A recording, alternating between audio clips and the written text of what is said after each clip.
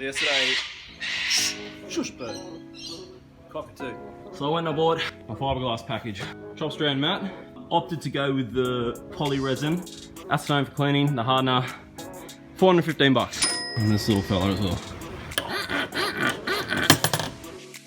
Yesterday me and my mate Adam mixed up resin for the first time and bogged. It's about 20 holes that respective owners had drilled in the transom over the last 40 odd years, which I've learned apparently is not a good idea. Let's water in. We've put down one layer of polyresin. I've let it dry overnight perfectly. It's rock bloody solid, unexpectedly so, like a diamond. There's my transom wood. Stuck together, should be thick enough. This legend at Thornlea, Mika, runs a featherwood and he's a bespoke furniture maker. And so I begged and pleaded and he cut all my bits and pieces to size for me. In order to make a 30mm thick transom, I mixed up some polyresin and stuck two 15mm marine ply pieces together.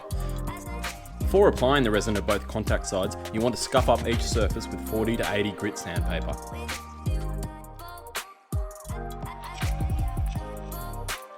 Using a cheap hot glue gun, I made a transom template by gluing cutter pop sticks to old cardboard, from which I could transfer a fairly exact shape onto the newly purchased marine ply. I then cut the shape out using a circular saw. While I had the template ready, I also cut the size of my first two chop strand mat shapes that would later that day be used to strengthen the now flimsy stern of the boat.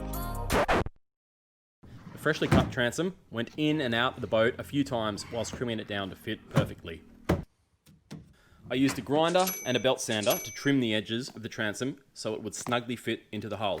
I used a router to then soften the edges so the fiberglass mat would adhere much better. When wrapping fiberglass cloth or mat around corners, you want the corner to be as smooth as possible for best adhesion. Drill a couple of pilot holes through the bungs. This will be the first bung hole I cut. After watching several great restoration videos on YouTube, I decided to waterproof my transom by pre-drilling the holes where the future bungs and bolts would need to go. That one worked really well. The extra large holes are to be filled with fiberglass putty, which will reduce the risk of transom rot in the future. When using polyresin, instead of the far more expensive epoxy, one must ensure that all wood components are resin soaked and dried well. Only after this has happened can fiberglass cloth or mat be applied. Failure to do this will result in future delaminations. Once the transom had soaked in enough resin and dried overnight, I scuffed the surface with 40 grit sandpaper. Then I cleaned the surface of adulterants using acetone. Then could begin wrapping it with my 450 gram chop strand mat. A better way to reuse and recycle a broken $1 chisel. Turn it into a paint stirrer.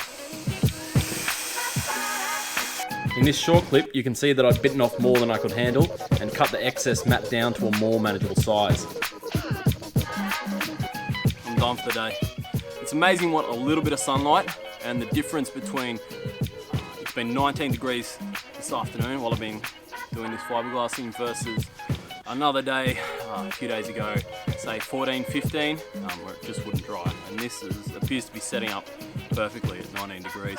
You'll see in the sped up video just before, I tried to do too much in one layup, and I've learned my lesson. Just do little bits and it's far more manageable. That's what I've learned today.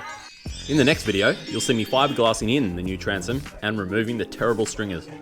I've also got my hands on a new GoPro, so the footage should improve.